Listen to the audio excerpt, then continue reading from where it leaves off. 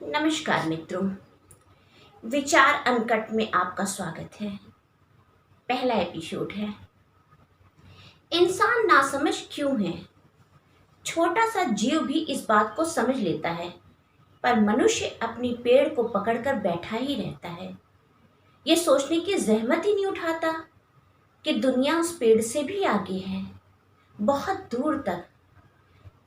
किस पेड़ से कितनी आगे है, ये मैं आपको एक छोटी सी कहानी के माध्यम से समझाती हूँ। एक चिड़िया थी, उसका नन्हा सा बच्चा भी था।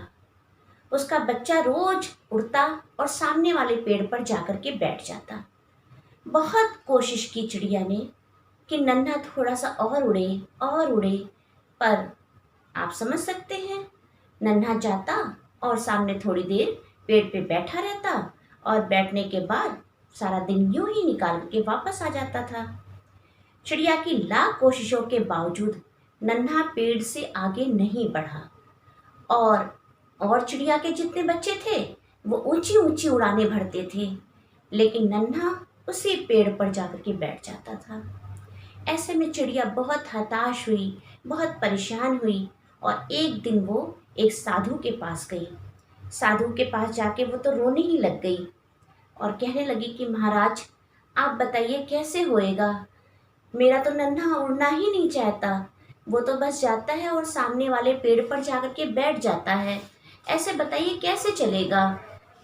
चिड़िया का बच्चा और उड़े नहीं, ऐसा कैसे हो सकता है? और वो रोने लग गई। साधु महाराज को भी दया आ गई, कहने ऐसा है नन्ही चिड़िया, तो वापस जा और कल तेरा नन्हा जरूर उड़ेगा। जहाँ पर आशा होती है वहाँ पर सब कुछ होता है। तो चिड़िया भी जो है वो वापस आ गई और सुबह का इंतज़ार करने लगी। सुबह लालिमा पूरब की ओर से निकलने लगी। सभी बच्चे चिड़ियाओं के खूब चहचहाने लगे। जो आकाश था वो चिड़ियों की चींची से मग्न हो गया। बहुत ही अच्छा लग रहा था, बहुत ही सुहावना दृश्य था। ऐसे में चिड़िया का नन्हा भी बाहर निकला और थोड़ी दूर उड़ा, पर ये क्या, पेड़ तो है ही नहीं। माँ, पेड़ कहाँ गया? देखो वहीं कहीं होगा। वो थोड़ा सा और ऊपर उड़ा, उसने देखा पेड़ फिर नहीं मिल रहा। धीरे धीरे करते करते वो थोड़ा और करके और ऊंचा उड़ता चला गया। पेड़ तो फिर रास्ते में कई आए, परंतु अब उसको पेड़ की जरूरत ही नहीं थी। वो तो बहुत ही खुश अनंत आकाश में उड़ रहा था।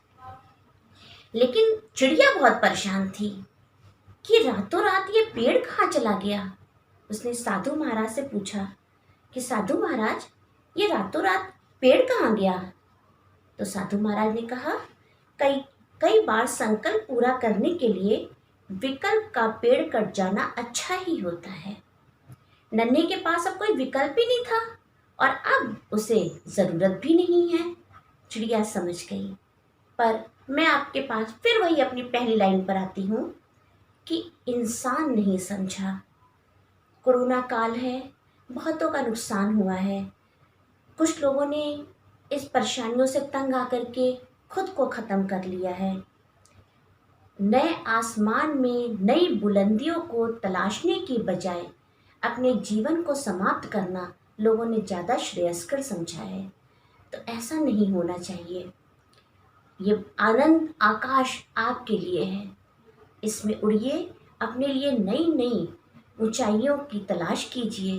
क्या पता कल इससे भी ज़्यादा अच्छा हो आपके लिए। इसलिए बिल्कुल भी मत डरिए और खुले आसमान में निकलिए। आसमान अनंत है, कोशिश जारी रखिए।